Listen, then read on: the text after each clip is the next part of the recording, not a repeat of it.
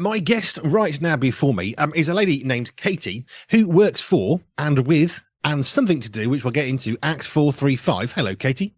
Hi there. Nice to see you, Andy. Let's just jump straight into Acts435. My first thought is that a scripture reference?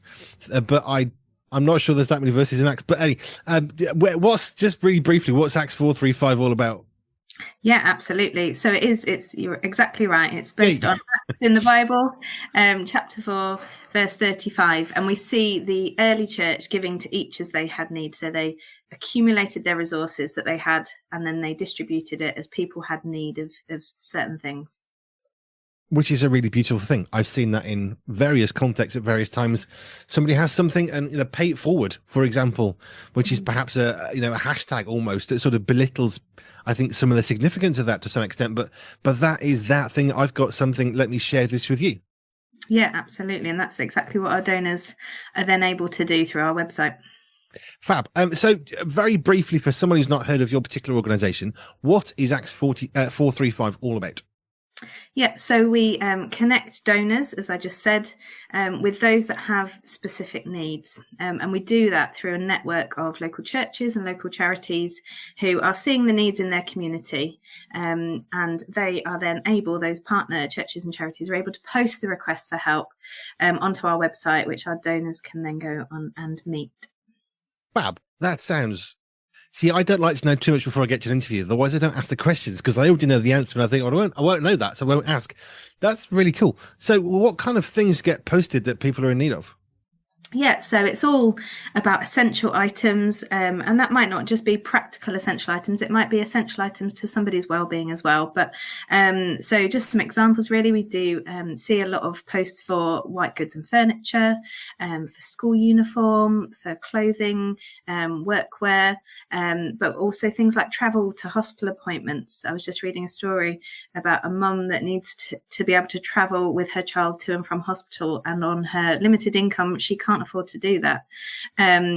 Or the list is endless really in terms of well-being as well. We've done requests for fishing equipment for somebody to have that mental health break sat by a river, but also lots of other things, bikes. I could keep going, but just Wow. anything that is going to support somebody in their moment of need.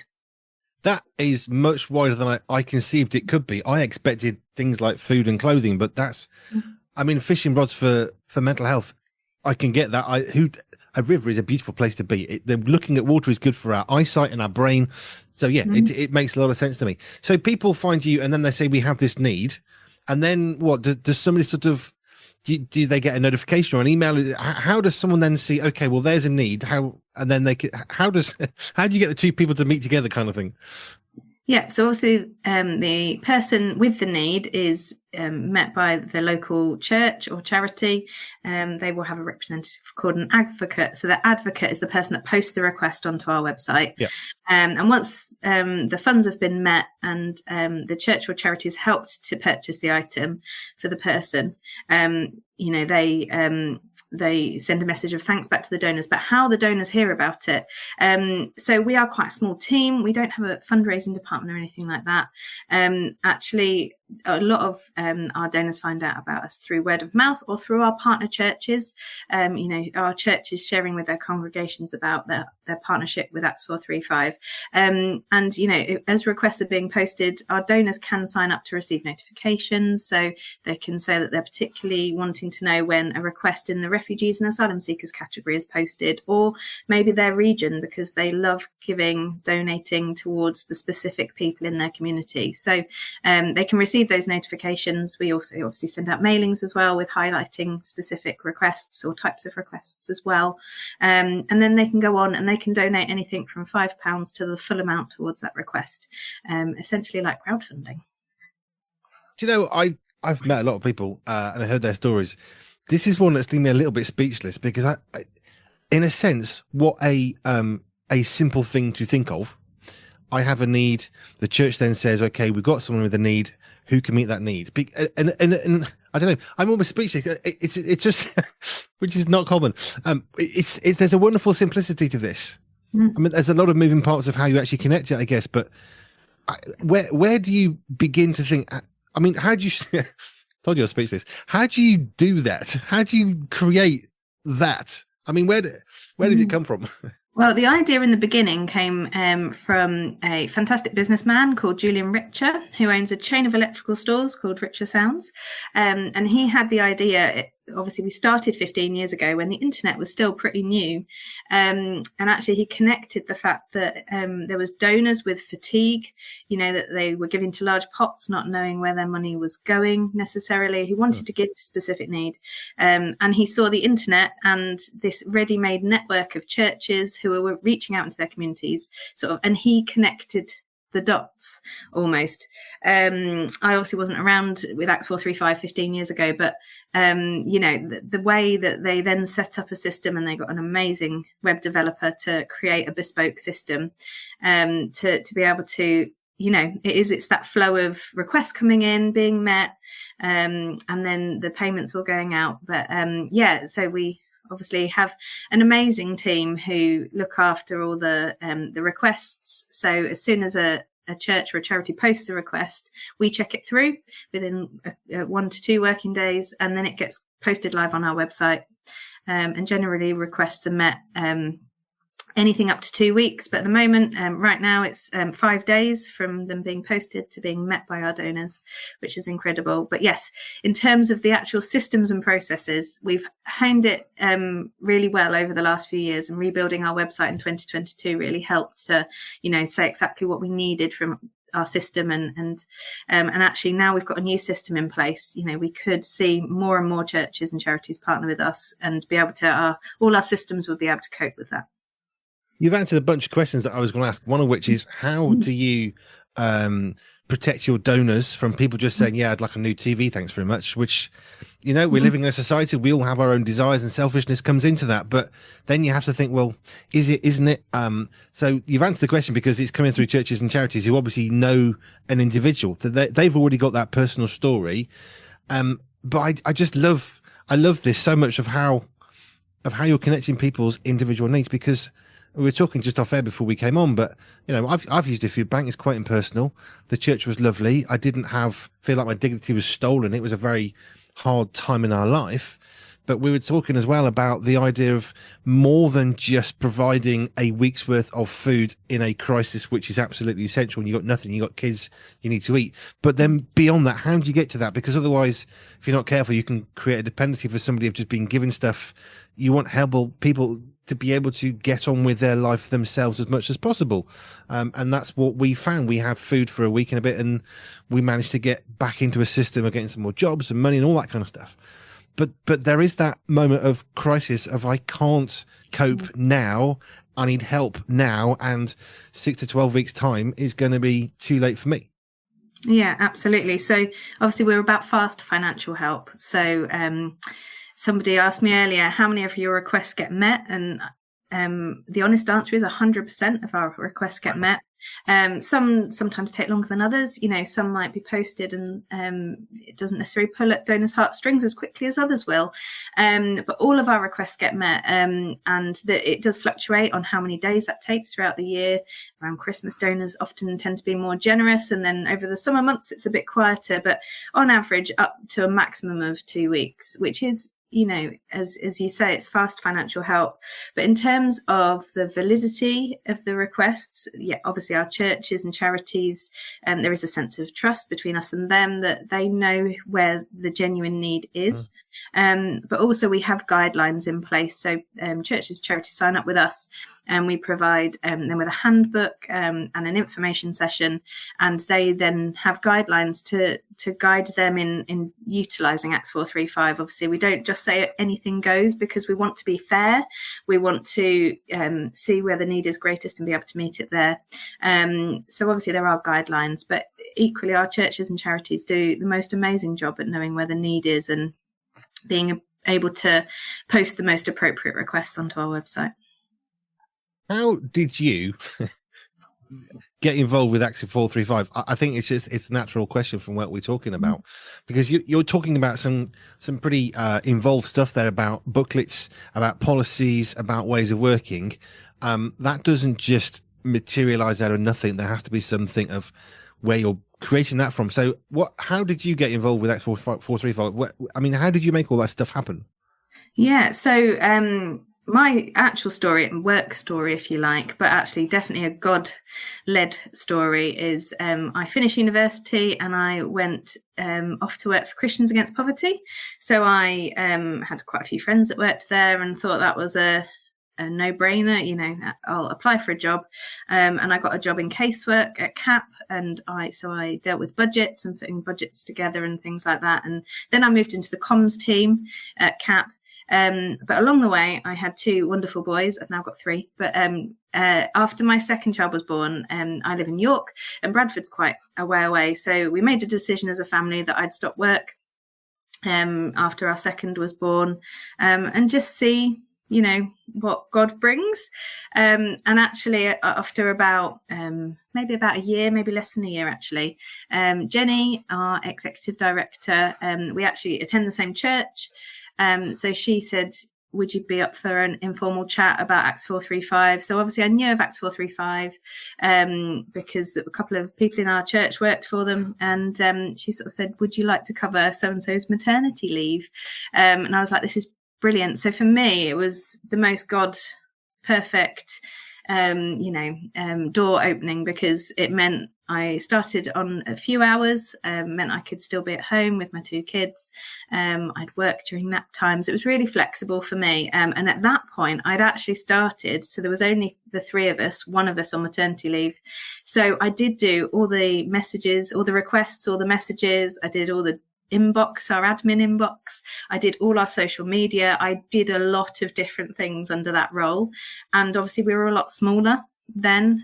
So my colleague came back from maternity leave and I stayed on, which was fantastic. And we sort of split that role in half. So I went into the more comms side of things and like looking after our social media and stuff like that. So, and my role has just grown with me. But it's definitely a team effort, and other people might have experience of this, where you are a small team. So there's now still only 4 staff team because of our gift aid model, which we might come on to in a minute. But we are a small team, and actually that small team, we still often interweave each other with each other's jobs. So such as the handbook I mentioned, you know, all the guidelines and stuff. Obviously I knew the guidelines from doing the role before, but I put together all the actual, we've got an interactive online handbook, so that is kind of part of my role. So I obviously upload all the information to there, but also because of my communications role, I also meet with people on a coffee Zoom once a month, tell them all about Acts435 and how it works. So, you know, we all intercross in our jobs and our roles. So I'm pretty clued up on every part of the charity. It's that thing, isn't it? In a small team, you kind of have to be able to do more than just your job. We sort of have a team of 3 and a bit more, and we just, everyone has to muck in and get the job done, which is great.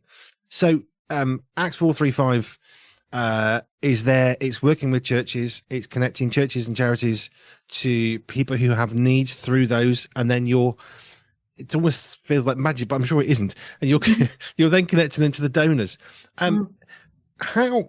I mean, where does faith sit with you? Because you're talking about Christians Against Poverty. You're talking about churches and stuff.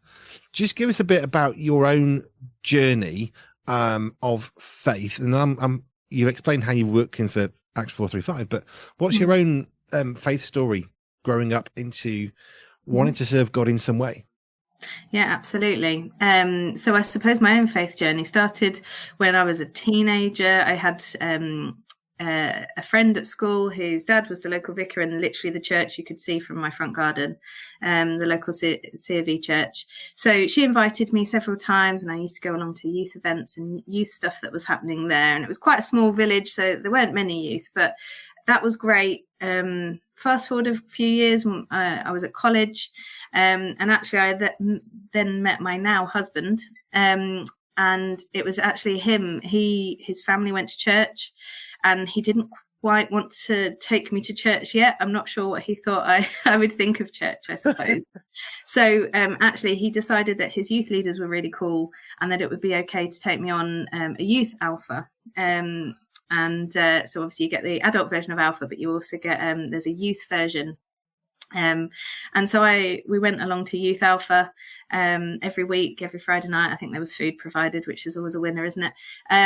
But actually, we then went on the away day. And I know for a lot of people who've got a journey of faith that encompasses Alpha, often that away day, that Holy Spirit away day, is the day that, you know, it's aside from the head knowledge of what church is and what prayer is and who Jesus is, actually experiencing Jesus is a very different thing in the Holy Spirit. So that away day for us was massive, and actually my husband experienced the Holy Spirit for the first time on that away day as well, and we both committed our lives to Jesus on that day, and we got baptized at the same time, which was great, fantastic. And then we got married a year later, still in our teens. So we then moved up to York. Well, sort of. My husband, we weren't yet married. He'd moved up to York to start university. We weren't married. We were engaged, but not married. And I did a gap year for YFC. I literally went from starting to follow Jesus and went, I don't really want to go to uni yet. What can I do? And I had a friend actually that worked for Youth for Christ. I think you've spoken to her already. She now works for the Evangelical Alliance, called Rachel Heffer. Yep. And she worked for YFC. So I did loads of work going and telling kids and young people about Jesus for a year. That first initial enthusiasm of, and that was great. So I did a year of that. I then moved up, we got married, and we both were in York. And actually we're now part of an amazing church in York, which does lots of different things. Just leaning on God 24/7 for work. And I suppose I've always loved a job with purpose. And the best purpose that we have is to tell other people about Jesus, and keeping Jesus at the center of what I'm doing. I suppose that's how I ended up bouncing between, with a break for a degree in the middle, but doing a year with YFC and then CAP, and then the natural progression really was not progression as such, but next step was I then worked for another charity. So I love it. It's brilliant. I love some of your story. I can recognize parts of it. I was married at 19. Best decision I ever made in my life. When we're married for 30 years next year. Wow, congratulations. We're not quite there. We're nearly at 19 this year. So it's great though. We've been through all sorts of careers and moving houses and children and family and all the kind of stuff that comes with it. But it's really great to have somebody that's been there the whole time, and who still eggs me on to do crazy stuff like start a radio station, which is great.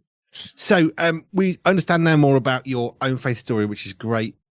Youth Alpha, that in itself is a testament of invite people along, because who knows, you might be the person that invites them. It's not for us to say to people you need to follow Jesus. It's for us to say, why don't you consider Jesus in your own life? We've got a story to tell. You tell that part of the story, you go to something like Alpha or whatever that might look like for you, and all of a sudden you're meeting your future husband, which is kind of cool, in and around all that stuff as well, which is great. Yeah, absolutely. So just coming back to Acts435, I think just because my natural questions, and this is why I don't like looking at websites too much beforehand, because I ask the questions that perhaps other people might have, because I like to do that. So I've got a need. I've gone to my local church, my local charity. They posted it to you. You put it on the website. Now that need is out there. How do you find donors? Where do they come from? I heard a statistic recently about how there are so many Christians in the UK who are evangelically minded, and how few as a percentage are actually tithing. So there's a lot of money that people are currently sort of not giving as perhaps we should do as Christians. But how are you finding donors? I mean, you've mentioned word of mouth and stuff, but how does somebody say, well, great, Acts435, I'm going to go and I'm going to buy a washing machine for someone? How does that bit happen? So over the years, we've done several different things. And as I mentioned earlier, I think that we don't have, I look after communications. We don't have anyone that specifically does fundraising. And, a lot of people, like yourself, I suppose, hadn't heard of what we do until you started clicking around on the internet. We're not a household name, if you like. Maybe you'd mention CAP and somebody would know who that is, but actually Acts435. But then people hear about what we do and they go, well, why doesn't everybody know about you? But we are doing what we can do to spread the word with our small team and resources that we have available. So But actually, the two biggest ways that our donors hear about us, one is the local church or charity, and often it's our churches that are talking to their congregations about the needs that are there. And a lot of our advocates based in those churches will send round. I've posted a request for somebody in our local community. Click on this link and you'll see it. And that's just one of the best ways. It is the people in local communities that serving each other.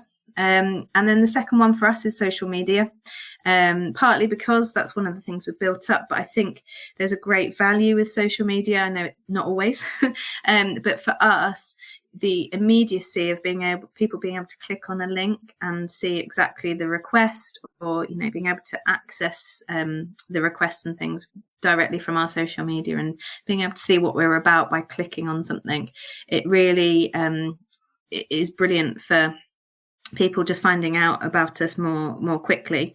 We have tried lots of other things. We mentioned Big Church Festival earlier. We had a stand there last year, and it's really hard to know the fruit that comes from that. Actually, if we could attend all the festivals, we would. But again, it's budget and team time that we don't unfortunately have. So we would love to be everywhere, but we can't. And print as well. Print is another one. I wrote an article for the Evangelical Alliance magazine last year, but unless you can explain quite what we do in words, a printed ad just doesn't seem to reap benefits. So we keep trying different things, but definitely always, I think the main two things for us are going to be that word of mouth through local churches and charities, and also social media, because of that great link with being able to just access our website from our posts and things we're putting up there. Cool. I said I was speechless at the start, and I think I still am a little bit, because I just think what a simple way of doing something. And I promise I meet a lot of people, a lot of organizations, and I'm constantly thinking, why doesn't everybody else know about them? I didn't. Now I do, and I want everyone to know, because honestly, this is great, because you're actually helping people's individual needs, and it's good. As we said at the start, it's good to meet someone's crisis. We've got no food, right? Here's half a dozen bags of tins and packets, and off you go. You can go and eat for a week or two. When you're in that crisis, you need that. Your shelves are empty. We've been there, and it's really hard. But beyond that, there needs to be more, and there will be specific needs to that individual, and individualized care is costly and complicated and takes a lot of time and get quite messy. But actually, it's in the mess. That's where I always think of where Jesus was frequently. And actually, in the middle of the mess, it's kind of where we need to be as Christians, isn't it? Don't you think? Absolutely. And just showing God's love through a practical item can often open up other conversations. And for one of our advocates, they wrote us a lovely message the other day that had opened up just the opportunity to pray for that person. And actually they were really open to prayer, which is just fantastic. But absolutely, Jesus would be at the center of it all. And it's that going that extra mile for somebody. And actually, while you're chatting at a food bank and their cooker doesn't work, so they can't actually cook the food you're giving them, they can hopefully then say, well, let's post a request onto the Acts435 website and hopefully get that sorted for you as well, which is it's just going that extra mile for people that they're meeting. So you mentioned the charities and churches that people are then sending on request to you. How many churches and charities have you actually got involved who are feeding in requests? Currently around 700, wow, okay. Which is incredible, but we still need more. And I completely celebrate the 700. They're doing an amazing job, and it is a real eclectic mix of different churches, different denominations, different charities and organizations doing various different things and working with different sections of the community as well, all doing their own amazing work. But yes, we're really open to so many more churches and charities signing up with us. And I think the big thing we haven't yet said, Andy, is that we're completely free resource. There is absolutely no costs to utilising Acts435 whatsoever. And some churches and charities get around £10,000 a year through utilising Acts435 for those specific requests, which is often money that they couldn't, fundraise for themselves, or it would take them a lot of time and energy to put into fundraising for. Actually, we can help them to meet those needs super quickly, which is great. 700 is amazing. I didn't have any number in my head, but that does sound like quite a lot. Yeah, it is, absolutely. But we've still got pockets of the country. Well, we want to see everybody who is in need reached. So actually, we've got so many areas of the country we would love to cover, and so many pockets where we have no partners at all. So we frequently get calls on our office number, obviously, for people trying to find help. And obviously, because we do the helping through the local partners, we direct them towards their most local partner. And for some people, we can't do that, which always is, it just is really hard to say we don't have anyone local to you, unfortunately. So we would love to see more churches and charities partner with us. 700 is great. Let's get another nought on the end, basically. Yes. You know what? Yes. Come on, God. Right. Thank you. I really do enjoy talking to people and finding out about new things I didn't know about. One of my joys is to share that with other people who may never have heard of you. I mean, obviously you're UK centered and working, which is important to think of. It's also important to remember that you're offering something that is helping people for free, which is fantastic. If people wanted to know more about you, obviously we want people who will have a need to go to their local church and say, I need some help, and to connect to you and to sign up with you, which is brilliant. But if people want to find out more about you directly, I'm guessing more perhaps donors, where do they go to? Yeah, so our website is acts435.org.uk. And on that website, they'll see a button at the top that says Give to a Need. It also has on there the active number of requests that are currently live on the website. So you'll see how many people are waiting for help, and you can click on that button as well. And then you'll see the list of requests on there. Cool. Yes, go and check out the website if you want to know more. Thank you so much, Katie, for this. I stumbled across you and thought, wow, what an amazing group of people. We connected a little bit and I thought, wow, this is really awesome. So it's always my delight to just share that with other people, and hopefully people might connect into you having heard this or seen it on YouTube, podcast, whatever. So thank you for your time, the work you're doing, having been on the crisis end of help many years ago. It thrills me to think there are people who are connecting you with the next step in that. Again, not in absolute crisis right now. I've got a little bit of food for a few days, but you know what? I've got this need now, and where do I go? And it's just great that there is someone filling that gap in such a simple way. I'm sure some of the mechanics of getting money from point A to B is not necessarily that simple, websites and stuff. But I just think it's great. So thank you. And keep doing what you're doing. But go and check out the website, which was acts435.org.uk. Absolutely. Yes, it was. Thank you so much for having me. Thank you. Did you know Pure 24/7 Radio has a shop? Well, we do. You can buy merchandise while supporting the work that we do here. Simply head over to www.pure247radio.org/shop. That's www.pure247radio.org/shop.